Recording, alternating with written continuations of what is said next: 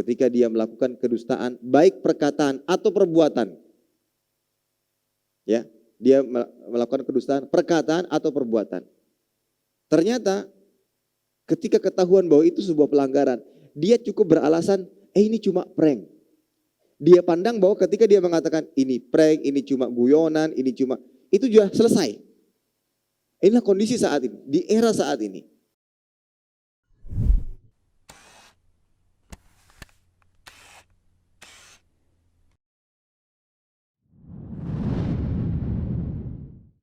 Bismillahirrahmanirrahim. Assalamualaikum warahmatullahi wabarakatuh. Innal hamdalillah nahmaduhu wa nasta'inuhu wa nastaghfiruhu wa nastahdihi wa natubu ilaih wa na'udzu billahi min shururi anfusina wa sayyiati a'malina man yahdihillahu fala mudilla lahu wa man yudlilhu fala hadiyalah. Asyhadu an la ilaha illallah wahdahu la syarika lah wa asyhadu anna Muhammadan 'abduhu wa rasuluhu la nabiyya wa la rasula ba'dah. Qala Allah 'azza wa jalla ya ayyuhalladzina amanu taqullaha haqqa tuqatih wa la tamutunna illa wa antum muslimun.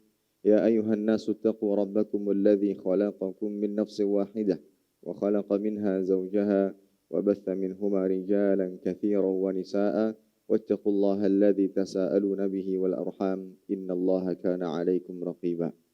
Ya ayyuhalladzina amanu taqullaha wa qulu qawlan sadida يصلح لكم أعمالكم ويغفر لكم ذنوبكم ومن يطع الله ورسوله فقد فاز فوزا عظيما أما بعد فإن أصدق الحديث كتاب الله وأحسن الهدي هدي محمد صلى الله عليه وسلم وشر الأمور محدثاتها فإن كل محدثات في الدين بدعة وكل بدعة ضلالة وكل ضلالة في النار عياذا بالله من النار.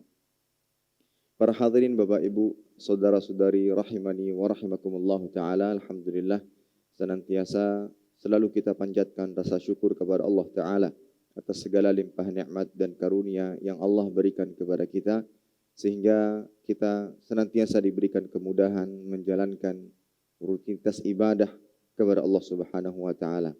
Salawat dan salam senantiasa selalu kita haturkan kepada Nabi kita yaitu Nabi Muhammad sallallahu alaihi wasallam beserta kerabat beliau, para sahabat dan orang-orang yang senantiasa terus-menerus berada di jalannya sampai hari kiamat kelak.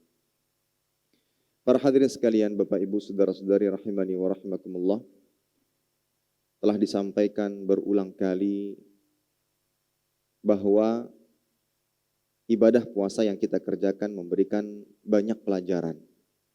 Pelajaran-pelajaran yang sangat berharga bagi kehidupan kita. Baik itu di bulan Ramadan itu sendiri atau di bulan-bulan yang lainnya. Dan itulah nilai ketakwaan yang Allah Ta'ala inginkan di balik diwajibkannya ibadah puasa. La'allakum tattaqun, agar kalian betul-betul bertakwa. Takwanya muncul tidak hanya di bulan Ramadan, akan tapi di bulan-bulan yang lainnya. Yang betul-betul bisa menjadi hamba yang bertakwa. Untuk itu, ada dua tingkatan orang yang berpuasa. Ada dua tingkatan orang yang berpuasa. Tingkatan yang pertama, orang yang melakukan puasa sebagaimana yang diperintahkan oleh Allah Subhanahu wa ta'ala. Sebagaimana yang disyariatkan oleh Allah Subhanahu wa ta'ala. Baik di dalam Ramadan atau puasa-puasa sunnah di luar Ramadan. Kemudian dia memenuhi semua syarat dan rukun dalam ibadah puasa, seperti tidak makan, minum, menghindari hal-hal yang bisa membatalkan, menghindari hal-hal yang bisa menghilangkan pahala. Ini tingkatan yang pertama. Dan orang yang seperti ini akan mendapatkan karunia dan pahala yang besar. Sebagaimana Nabi SAW bersabda, innaka lan tada'a syai'an ittiqa'allahu jalla wa azza illa a'taqallahu khairan min. Jika engkau menjaga diri dari sesuatu karena Allah, sebagaimana orang yang puasa, dia menjaga atau menahan dirinya dari makan, minum, dan hal-hal yang membatalkan. Hal-hal yang dilarang bagi orang yang berpuasa, maka Allah Ta'ala akan menggantikan atau akan memberikan karunia kepadanya yang lebih baik. Di antara karunia orang yang berpuasa, ganti orang yang menahan makan dan minum ketika puasa adalah pahala yang melimpah. Dan puncaknya adalah masuk surga melalui pintu khusus yang dinamakan Ar-Rayyan. Nabi mengatakan inna fil jannati baban yuqalu lahu Ar-Rayyan. Di surga nanti terdapat sebuah pintu yang dinamakan dengan Ar-Rayyan. Yadkhulu minhu shaimun. Yang mana orang-orang puasa memasuki surga melalui pintu tersebut pada hari kiamat kelak. La yadkhulu ma'ahum ahadun ghairuhum. Yang mana tidak ada satupun di antara yang lainnya masuk melalui pintu tersebut kecuali orang-orang yang berpuasa. Maka orang yang puasa kemudian memenuhi syarat-syarat yang terdapat dalam ibadah puasa, rukun dan hak-haknya, maka dia akan mendapatkan ganjaran kebaikan. Adapun tingkatan yang kedua adalah orang yang mampu berpuasa, menahan diri dari berbagai macam hal yang Allah Ta'ala haramkan di dalam Ramadan atau di bulan-bulan yang lainnya. Lebih umum. Jadi bukan hanya sekedar berkaitan dengan puasa, tapi lebih umum. Dia matanya puasa, tangannya puasa, mulutnya berpuasa dari hal-hal yang Allah Ta'ala murkai. Maka tingkatan ini yang lebih tinggi daripada tingkatan yang pertama. Dan ini yang diinginkan dari ibadah puasa. Ketika kita diwajibkan berpuasa di bulan Ramadan, dianjurkan memperbanyak puasa di bulan-bulan yang lainnya. Tujuan utamanya adalah ini, tingkatan yang kedua. Agar kita betul-betul bisa menjadi pribadi dan hamba yang bertakwa. Takwa dengan sebenarnya arti meninggalkan larangan, mengerjakan perintah di atas petunjuk dari Allah Subhanahu wa taala. Maka tingkatan yang kedua adalah ketika dia mampu menahan diri dari berbagai macam hal yang Allah Ta'ala murkai, baik di dalam Ramadan atau di bulan-bulan yang lainnya. Menjalankan segala macam perintah Allah Subhanahu wa Ta'ala dan menjauhi segala yang dilarangnya. Ini tingkatan yang kedua. Tidak hanya sekedar berkaitan dengan ibadah puasa, tapi seluruh tubuhnya akan berpuasa dari hal-hal yang Allah Ta'ala haramkan. Ibnu Rajab Al-Hambali mengatakan, siapa yang berpuasa menahan syahwatnya di dunia, ia akan dapati kenikmatan tersebut di surga. Jadi dia tinggalkan sesuatu yang Allah Ta'ala murkai di dunia, baik mata, tangan, kaki, dan seterusnya. Maka Allah Ta'ala akan memberikan ganjaran kebaikan di hari kiamat kelak. Ini para hadirin sekalian, tingkatan orang yang berpuasa yang kedua. Ya. Dalam artian puasa yang ia kerjakan sangat memberikan efek dan pengaruh positif bagi kehidupannya. Dia akan menjadi hamba yang betul-betul bertakwa. Para hadirin sekalian rahimani wa rahimakumullah. Salah satu pelajaran yang ingin kita bahas pada pertemuan ini adalah bahwa puasa akan menjadikan hamba untuk lebih jujur dalam kehidupannya. Sebagaimana ditunjukkan dalam sebuah hadis, Rasulullah sallallahu alaihi wasallam bersabda, "Man lam yada' qaula az-zur wal 'amala bihi falaysa lillahi hajatun fi ay yada'a ta'amahu wa syarabahu." Barang siapa yang tidak meninggalkan perkataan dusta, malah justru mengamalkannya, maka Allah Ta'ala tidak butuh rasa lapar dan haus yang ia tahan. Hadis ini memberikan pelajaran bahwa orang yang berpuasa, dia akan berusaha untuk jujur, tidak dusta, baik secara perkataan atau perbuatan. Zur yang dimaksud di sini adalah dusta. Man lam yada' qaula zur, perkataan zur. Zur yang dimaksud adalah dusta. Berdusta di setiap perkataan atau perbuatannya. Nah, dalam puasa ini dilarang keras. Berdusta itu dilarang keras dalam keadaan berpuasa. Meskipun dusta juga dilarang sepanjang waktu.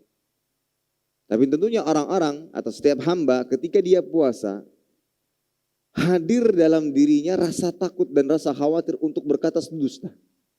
Tidak sebagaimana di luar bulan Ramadan. Ketika di dalam Ramadan, seakan-akan ada nilai atau tingkat ketakwaan yang lebih, yang membuatnya tidak berkata dusta. Apalagi terdapat ancaman yang mana Allah Ta'ala sama sekali tidak butuh dengan rasa lapar dan hausnya. Allah tidak butuh dengan puasa yang ia kerjakan bagi orang yang berkata dusta atau melakukannya. Ya.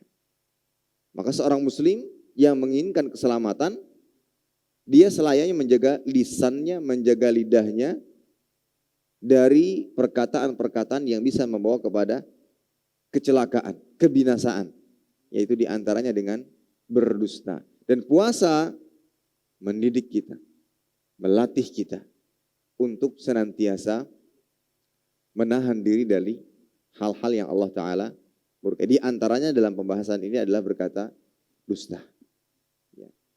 Karena sebagaimana yang kita tahu, di antara atau yang paling banyak menjerumuskan seseorang ke dalam neraka, al-fam wal farj, lisan dan kemaluan yang digunakan pada hal-hal yang Allah Ta'ala haramkan. Berkata tidak benar, berkata dusta. Ya. Kebalikannya, orang yang bisa menjaga lisannya dengan baik, tidaklah berkata kecuali perkataan-perkataan yang baik, yang jujur, maka dia akan mendapatkan jaminan surga. Sebagaimana tunjukkan dalam hadis yang diriwayatkan Imam Bukhari, man yadman li ma baina lihyai wa ma baina rijlai adman lahul jannah. Siapa yang menjamin untukku apa yang ada di antara dua rahangnya dan apa yang ada di antara dua kakinya, niscaya aku akan menjamin surga baginya. Lisannya dijaga, maka itu salah satu sebab memudahkan hamba masuk ke dalam surga. Dan juga bimbingan dalam Islam, Rasulullah SAW sabda diriwayatkan Imam Bukhari dan Muslim, "Man kana yu'minu billahi wal yaumil akhir falyaqul khairan aw liyasmut." Barang siapa yang beriman kepada Allah dan hari akhir, hendaklah dia berkata baik atau dia. Pilihannya dua.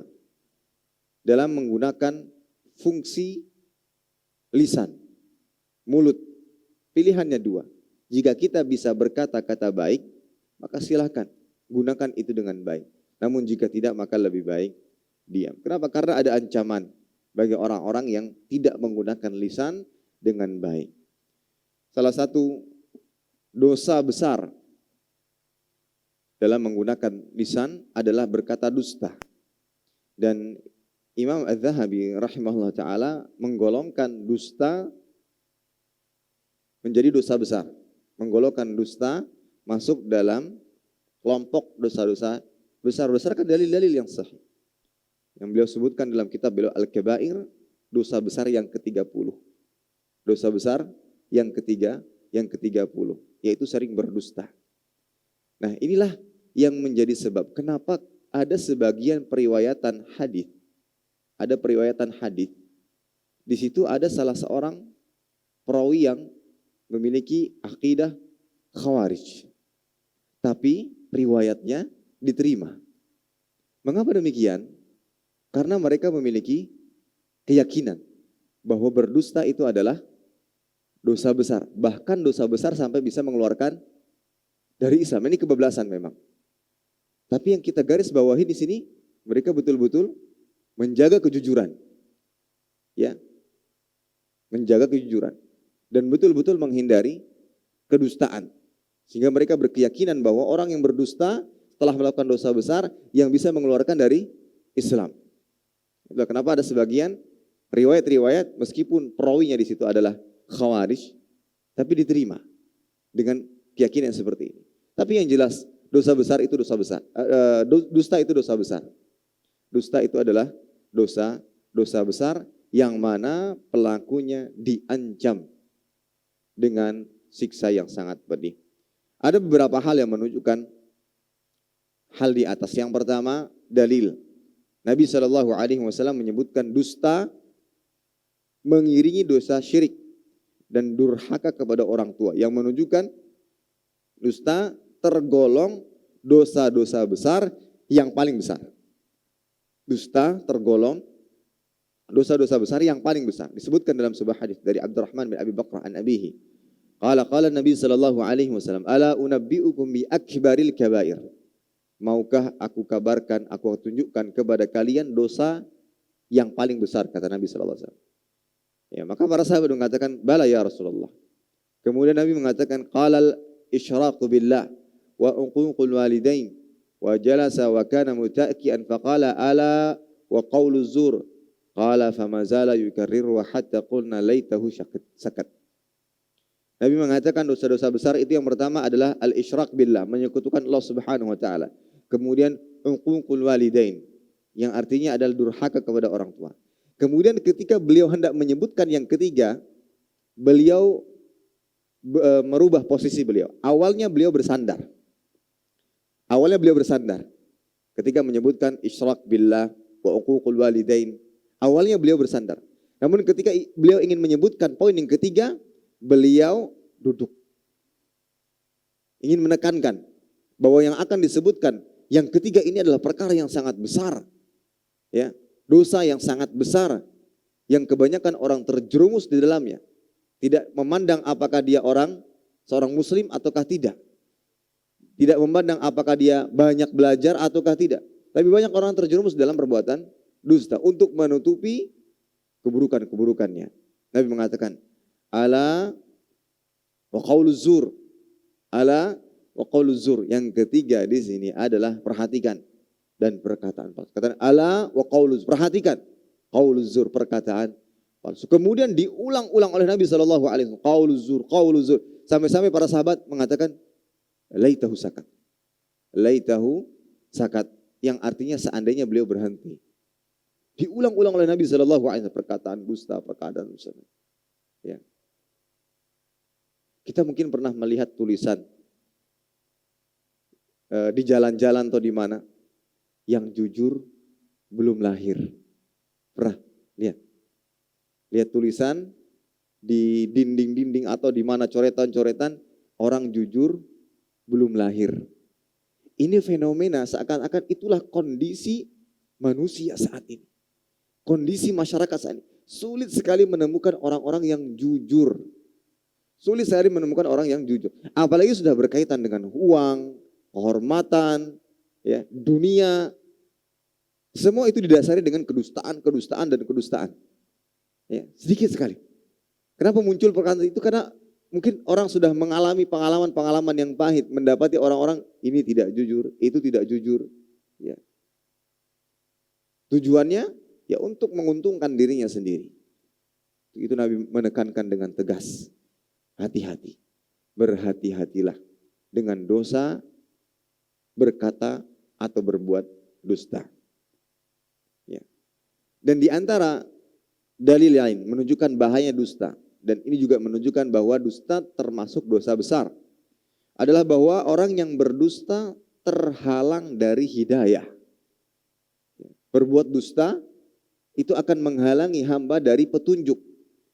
Allah Ta'ala mengatakan dalam surat Al-Mu'min, ya, ayat ke-40, innallaha la yahdi man huwa musrifun kadzdzab. Sungguhnya Allah tidak menunjuki orang-orang yang melampaui batas lagi pendusta. Ya. Tidak diberikan petunjuk, terhalang dari hidayah. Dan tidak ada siksa dan hukuman yang lebih besar bagi manusia melainkan dihalanginya dia dari petunjuk. Orang-orang ada mungkin dapat musibah. Tapi bisa jadi di sisi musibah tersebut ada kebaikan-kebaikan. Ada cahaya yang bisa ditemukan dari musibah. Sebagai peringatan, pengingat agar kembali kepada Allah.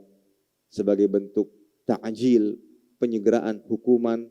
Agar di akhirat kelak tidak diazab atas perbuatan dosa yang dilakukan.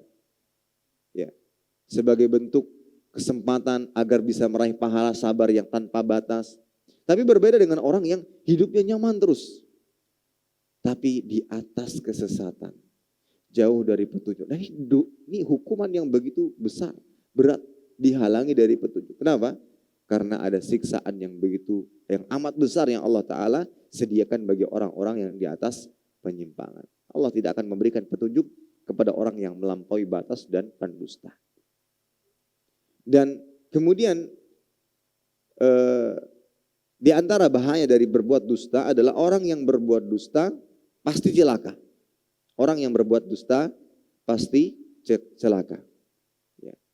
Allah mengatakan dalam surah Az-Zariyat ayat 10, 11, Qutilal kharrasun alladzina hum fi ghamratin sahun. Terkutuklah orang-orang yang banyak berdusta, yaitu orang-orang yang terbenam dalam kebodohan yang lalai. Celaka.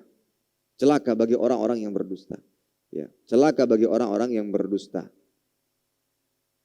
Kemudian Dusta juga termasuk dari cabang yang bisa menghantarkan kepada kekufuran, yang bisa menghantar kepada neraka jahanam. Sebagaimana ditunjukkan dalam hadis Rasulullah sallallahu alaihi wasallam bersabda, "Alaikum bis-sidqi fa inna as-sidqa yahdi ilal bir wa innal birra yahdi ilal jannah wa ma yazalu ar-rajul yasduq wa yataharra as-sidqa hatta yuktab inna Allahi siddiqa wa iyyakum wal kadhib fa innal kadhiba yahdi ilal fujur wa innal fujura yahdi ilal nar wa ma yazalu ar-rajul yakdzib wa yataharra al-kadhib hatta yuktaba inda Allahi kadzdzaba." Hendaklah kalian senantiasa berlaku jujur, karena sungguhnya kejujuran akan menghantarkan kepada kebaikan dan kebaikan menghantarkan kepada surga. Jika seorang senantiasa berlaku jujur dan berusaha untuk jujur, maka dia akan dicatat di sisi Allah Subhanahu sebagai orang yang jujur. Kebalikannya, hati-hatilah kalian dari berbuat dusta, karena sungguhnya dusta akan menghantarkan kepada kejahatan dan kejahatan akan menghantarkan kepada neraka. Jika seorang suka berdusta dan berupaya untuk berdusta, maka dia akan dicatat di sisi Allah Subhanahu wa taala sebagai pendusta. Maka hadis di atas menjelaskan bahwa dusta dapat menyeret pelakunya kepada neraka. Ya, dusta dapat menyeret pelakunya kepada neraka. Jahannam waliyadzubillah. Dan orang-orang yang berdusta dia tidak akan pernah berhenti dusta. Orang pernah berdusta sekali, dua kali, apalagi untuk menutupi keburukan-keburukannya dia tidak akan pernah berhenti berdusta. Kedustaan akan senantiasa datang. Ya. Dia berdusta sekali, kemudian ditanya dari mana dia dusta, sedang apa dusta, ya. Dan seterusnya. Jam sekian di mana, apa yang kau lakukan, apa yang dikerjakan, setelah kamu mengerjakan itu kamu ngapain lagi? Itu semua dia berdusta. Betapa banyak dosa yang dia dapatkan di balik kedustaan yang ia lakukan. Dan dusta ini adalah salah satu tanda sifat orang-orang munafiqin. Ayatul munafiqi thalathun, idza haddatsa kadzaba wa idza wa'ada akhlafa wa idza tumina khan. Ada 3 tanda munafik: berkata dusta, berjanji mengingkari, dan diberi amanat dia khianat. Hasan al-Basri mengatakan al-kadzibu jima'un nifaq. Dusta itu mengumpulkan sifat kemunafikan. Dusta itu mengumpulkan sifat kemunafikan. Ya, ini para hadirin sekalian yang dimuliakan Allah Subhanahu wa taala. Bahkan disebutkan dalam sebuah hadis atau athar dari Abu Bakar As-Siddiq yang mana beliau mengatakan al-kadzib yujanibul iman.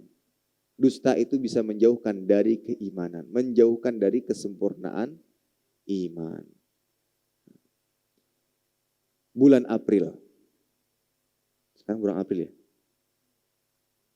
Ada yang dikenal dengan bulan April Mop ya. Bulan yang mana manusia sesama mereka saling berdusta. Dan itu dianggap hal yang wajar. Candaan, prank, dan yang semisalnya. Ini dijadikan sesuatu yang dianggap biasa. Ketika dia melakukan kedustaan, baik perkataan atau perbuatan. Ya, dia melakukan kedustaan, perkataan atau perbuatan. Ternyata ketika ketahuan bahwa itu sebuah pelanggaran, dia cukup beralasan, ini cuma prank. Dia pandang bahwa ketika dia mengatakan ini prank, ini cuma guyonan, ini cuma, itu sudah selesai. Inilah kondisi saat ini, di era saat ini. Kedustaan dipandang hal biasa, padahal kalau kita lihat dari dalil-dalil yang ada, dia termasuk dosa besar. Bahkan di antara dosa-dosa besar yang paling besar ditunjukkan oleh perkataan Nabi SAW dan sikap beliau ketika menyampaikannya. Namun kebalikannya, realita yang ada saat ini itu dipandang sebagai hal-hal yang biasa. Dan hati-hati bagaimana generasi-generasi pemuda saat ini, pemuda-pemudi saat ini, yang betul-betul harus dididik, harus diperingatkan berkaitan dengan dosa dusta. Dan tidak boleh berdusta meskipun hanya sekedar bercanda. Tidak boleh berdusta meskipun hanya bercanda. Harus diingatkan baik-baik bahwa ini sifat kemunafikan. Ini sifat orang-orang yang buruk. Ini para hadirin sekalian yang Allah Subhanahu wa taala. Nabi SAW mengatakan, "Wailun lilladzi yuhadditsu bil hadits liyadhhak bihil qaum fayakdzib. Wailul lahu wa wailul lahu." Celaka dalam hadits Abu Daud dan Tirmidzi. Celaka orang yang menyampaikan sebuah berita dusta untuk membuat tertawa masyarakat. Celaka ia, celaka ia. Ya. Dan dari Ibnu Umar, Rasulullah SAW memberikan contoh dalam bergurau. Inni la amzah, wala aqulu illa haq. Nabi SAW juga bercanda, beliau mengatakan, inni la amzah, sungguh saya juga bergurau, kata Nabi SAW. Nabi juga bisa bercanda, Nabi juga bisa bergurau. Wala aqulu illa haq, hanya saja aku tidak mengucapkan kecuali yang benar. Jadi perkataan dan ucapan beliau adalah ucapan-ucapan yang benar. Namun berbeda dengan yang sekarang. Mereka dalam rangka untuk membuat orang-orang tertawa, tapi dengan perkataan-perkataan dusta, dengan hal-hal yang dusta. Ini para hadirin sekalian, rahimani wa rahimakumullah ta'ala. Dan kita sebagai pendidik, sebagai orang tua, murabbi, harus betul-betul mendidik anak-anak kita untuk senantiasa bersikap jujur, amanah, ketika berjanji tidak mengingkari. Namun seringkali karena kelalaian orang tua, karena tujuan-tujuan tertentu, orang tua menghalalkan dan melegalkan segala cara untuk berdusta. Ya. Dimulai ketika mereka masih kecil, mungkin dipandang masih belum paham, dipandang masih belum mengerti. Ya, ayo ke sini nak, nanti abi kasih ini dan ini. Ketika sudah dilakukan oleh sang anak, tapi tidak dikasih, berdusta. Kemudian ayo mainnya berhenti ya, ini sudah waktunya, nanti setelah bangun lagi kita jalan-jalan. Dijanjikan untuk jalan-jalan, dijanjikan untuk beli mainan baru. Akhirnya dia turuti apa yang diinginkan oleh orang tua. Dan terkadang anak-anak itu punya daya ingat yang kuat. Ingat dia. Ketika orang tua tidak mengindahkan, kemudian kembali beralasan segala macamnya, jangan salahkan ketika dia terdidik dengan pendidikan dusta dari orang tuanya. Ketika dia sudah besar, mudah berbohong, mudah berdosa, baru sang orang tua merasakan, kenapa anak saya ini? Dia lupa dengan apa yang dia lakukan ketika dia masih kecil. Sudah banyak berbuat dusta kepada anak-anaknya.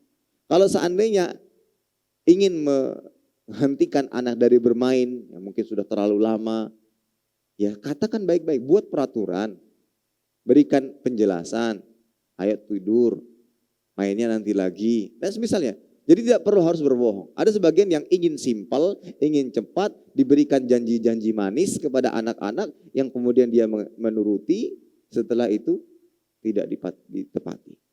Ini tidak kita sadari, ini pendidikan dusta kepada anak-anak kita. Seakan-akan kita sedang mengajari mereka untuk berdusta. Seakan-akan kita mengajari mereka untuk berbuat dusta. Nah, tentunya ini diharamkan. Ya, ini sesuatu yang diharamkan. Orang tua banyak mengingkari janji. Hilang kepercayaan anak kepada kita. Hilang kepercayaan anak kepada kita. Ya. Akhirnya dia tidak lagi mau mematuhi apa yang disampaikan oleh orang tua. Dan ketika dia berjanji untuk menjadi anak baik pun dia ingkari apa yang dia katakan. Terlebih lagi ketika dia sudah beranjak dewasa, sudah lepas dari pemantauan orang tua 100%, sudah mulai sekolah, ya, dan yang semisalnya, maka ini yang akan menyebabkan dia akan terjerumus kepada perbuatan ini. Untuk itu ada beberapa faktor yang mendorong seorang untuk berbohong. Ada beberapa faktor, ya, misalnya jauh dari agama, tidak takut akan siksa dan hukuman Allah Ta'ala, ingin mendapatkan dunia dan kebaikan di dunia. Dan di antara faktor terburuk juga adalah yang menyebabkan orang suka berbuat dosa, hasil didikan yang buruk. Hasil didikan yang buruk. Ini yang harus diperhatikan baik-baik oleh kita sebagai orang tua. Jangan sampai salah didik yang menjadikan anak terbiasa berdusta. Dia sudah biasa didustai oleh orang tuanya, yang kemudian terdidiklah ia dengan mental-mental pendusta. Ya, mental-mental suka berbohong dengan orang tua. Ada sebagian anak-anak seperti itu yang sangat memprihatinkan. Ya, Ada sebagian anak, bahkan dari kecil saya sudah tidak bisa dipegang perkataannya. Ada sebagian seperti itu. Ya. Nah itu dulu saya rasakan ketika berteman dengan sebagian kawan-kawan yang ini kalau kawan ini ngomong ini nggak bisa dipegang. Yang pada akhirnya suka mengambil barang orang lain. Masih ingat dulu sampai sekarang. Umur SD kalau tidak salah. Tapi ingat sampai sekarang. Mainan saya diambil. Diambil, itu mainan siapa? Ini ampunku. Padahal jelas-jelas cirinya ini apa segala macam. Ini berawal dari seperti ini. Jadi dia sudah terdidik untuk berkata dusta. Yang pada akhirnya terjadi mengambil uang orang tuanya sendiri bahkan sampai nilai jutaan rupiah. Ini dikhawatirkan. Apa yang kita lakukan sebagai orang tua? Ketika ini sudah terjadi, sudah mendarah daging seperti itu. Apa yang terjadi? Apa yang kita lakukan? Penyesalan, menangis, mengadu kepada ini dan ini. Dan ini disebabkan karena salah didik ketika kecil. Jangan memandang, ini simpel Ustaz, dengan memberikan janji-janji seperti ini, anak biasanya nurut. Ya, anak biasanya nurut, ini dikasih ini ya, nanti diberikan ini ya, nanti jalan-jalan dan segala macam. Tapi tidak dipenuhi semuanya. Ini akhirnya dia terbiasa untuk dusta, yang kemudian dia akan berdusta. Nah, salah satu faktor utama orang berdusta adalah hasil didikan yang tidak baik. Hasil didikan yang tidak baik, selain dari faktor-faktor yang lainnya. Dan hukuman bagi orang yang berbuat dusta sangat buruk. Ya, sangat buruk. Disebutkan dalam sebuah hadis. Ya. Nabi SAW mengisahkan kepada para sahabat tentang mimpi yang beliau alami. Dan mimpi Nabi adalah hak, kebenaran. Beliau mengisahkan bahwa Nabi SAW didatangi dua orang laki-laki. Kemudian membawanya melihat berbagai siksaan yang dialami oleh orang-orang yang berbuat dusta. Beliau sallallahu alaihi wasallam bersabda, "Qala li intaliq intaliq." Qala fantalaqna fa ataina ala rajulin mustalqin liqafahu ya. Fa ataina ala rajulin mustalqin liqafahu wa idza akhar qa'imun alaihi bikallub min hadid. Wa idza huwa ya'ti ahada shiqai wajhihi fayusharsir sidqahu ila qafah wa min kharahu wa man khirahu ila qafah wa ainahu ila qafah. Kedua laki-laki itu berkata, jadi di dalam mimpi Nabi didatangi dua orang laki-laki dan kemudian mengatakan, intaliq, ayo berangkat. Kemudian Nabi dan dua orang laki tersebut berangkat. Lalu mendatangi seorang laki-laki yang berbaring terlentang. Ya. Dan ada kaki lain yang sedang berdiri, dan ada laki-laki lain yang sedang berdiri di dekatnya, membawa sebuah alat dari besi. Lalu laki-laki itu mendatangi satu sisi wajahnya, merobek ujung mulutnya sampai ke tengkuknya, merobek hidungnya sampai ke tengkuknya, dan merobek matanya sampai ke tengkuknya. Hukuman bagi orang yang berbuat dusta. Mustalqin, kemudian ada seseorang yang berdiri, kemudian menggunakan sebuah alat dari besi, kemudian merobek mata, hidung, ya, mulut. Kemudian ada dua orang laki-laki tadi menjelaskan kepada Nabi sallallahu alaihi wasallam tentang orang yang mendapatkan siksaan tadi. Wa ammar rajulul ladzi ataita alaihi yusharsaru shidquhu ila qafahu wa mankhiruhu ila qafahu wa ainuhu ila qafah fa innahu ar-rajulu yaghdu min baitihi fayakdzibul kadzabah tablughu al-afaq. Adapun laki-laki yang engkau datangi tadi, ujung mulutnya disobek sampai ke tengkuknya, hidungnya sampai ke tengkuknya, matanya sampai ke tengkuknya disobek semua. Dia adalah orang yang keluar dari rumahnya lalu dia berdusta dengan kedustaan yang mencapai segala penjuru. Kedustaannya sampai kepada penjuru. Berdusta, di sana di sini dusta, di situ dusta, di sana dusta. Ya. Di sekolah dusta, di tempat kerja dusta, di masjid dusta, di masyarakat dusta, seluruhnya berdusta. Dan itulah hukuman yang akan didapatkan bagi orang-orang yang berdusta. Na'udzubillah min dzalik. Ini salah satu gambaran yang disebutkan oleh Nabi SAW tentang orang yang berdusta. Hadis di atas diriwayatkan Imam Bukhari. Maka ini para hadirin sekalian, rahimani wa rahimakumullah, dusta adalah sesuatu yang diharamkan. dan bagian dari dosa besar. Dosa-dosa besar yang paling besar. Dosa-dosa besar yang paling besar. Meskipun memang orang yang berdusta ketika puasa tidak sampai membatalkan puasa. Tidak sampai membatalkan puasa. Tapi dipastikan dia tidak mendapatkan pahala apa-apa dari puasa yang ia kerjakan. Sia-sia. Ya, puasa, nahan, makan, lapar, haus, tapi tidak mendapatkan apa-apa. Gugur kewajibannya tapi tidak mendapatkan pahala apa-apa. Dia menjadi orang yang marugi. Ini para hadirin sekalian, rahimani wa rahimakumullah ta'ala. Ustaz, tapi boleh kan berdusta kepada istri atau istri berdusta kepada suami dengan tujuan-tujuan tertentu? Baik, pada dasarnya asalnya berdosa haram. Haram secara mutlak. Berdusta haram. Dan ia bagian dari dosa besar dan dosa besar yang paling besar. Ya. Hanya saja ada beberapa kondisi yang diringankan untuk berdusta. Seperti ditunjukkan dalam sebuah hadis diriwayatkan dari Ummu Kulsum dari Ummu Kulsum binti Uqbah radhiyallahu anha, beliau berkata, "Ma sami'tu Rasulullah sallallahu alaihi wasallam yurakhis fi syai'in min al-kadhib illa fi thalath." Tidaklah aku mendengar Rasulullah sallallahu alaihi wasallam memberikan keringanan sedikit pun berkaitan dengan dusta, perkataan dusta kecuali pada 3 perkara. Ya. Rasulullah bersabda, "La a'udduhu kadziban." Aku tidak menganggapnya berdusta. Siapa? Ar-rajulu yuslihu bainan nas. Seseorang yang berdusta untuk mendamaikan manusia yang bertikai. Yaqul al-qaul wa la yuridu bihi illa al-islah. Kemudian dia mengucapkan perkataan yang tidak diinginkan darinya untuk kecuali perdamaian. War-rajulu yaqul fil harb. Seseorang yang berbohong ketika dalam peperangan. Ketika perang tidak masalah dusta. Ya, tidak masalah dusta. Di mana komandan Anda? Oh, komandan saya sedang bersembunyi di sana, Pak. Jadi dia jujur disebutkan nih komandannya lagi terluka, pimpinan perang disebutkan dia sembunyi. Ya, nanti diserang. Tapi tidak masalah berdusta ketika perang. Kemudian yang ketiga, warrajul yuhadditsu imra'atah wal mar'atu tuhadditsu zaujah. Seorang suami yang berkata kepada istri dan istri yang berkata kepada suami dengan perkataan yang dusta. Ya. Sehingga dusta antara suami dan istri boleh, tetapi tidak secara mutlak. Kedustaan yang diperbolehkan antara suami dan istri itu bertujuan izhar wuddi wal wa'd, untuk menampakkan besarnya rasa cinta dan janji, ya, rasa cinta dan kasih sayang. Itu yang diperbolehkan.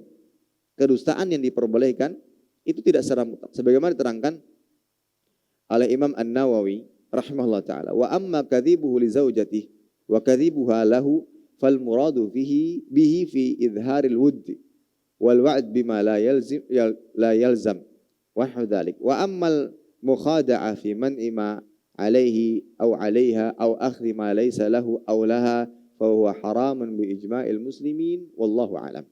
Adapun dusta dan berbohong kepada sang istri yang dimaksud adalah dusta untuk menampakkan besarnya rasa cinta atau janji yang tidak mungkin. Itu semacamnya. Adapun berbohong untuk menipu dalam rangka menahan untuk tidak menunaikan apa yang menjadi kewajiban.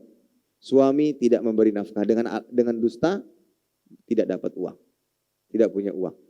Istri tidak memenuhi kewajiban-kewajibannya dengan dusta. Ya, dengan dusta. Ya, mohon maaf saya sedang sakit, saya sedang dalam rangka tidak mau memenuhi kewajibannya sebagai seorang istri. Ya. Maka ini haram berdasarkan ijma' dan kesepakatan kaum muslimin. Jadi dusta yang diperbolehkan adalah dusta untuk menumbuhkan kasih sayang, untuk mempertahankan rumah tangga, keharmonisan, baru diperbolehkan. Tapi seandainya jika tidak demikian, maka kembali kepada keharaman secara mutlak. Ini para hadirin sekalian, rahimani wa rahimakumullahu ta'ala.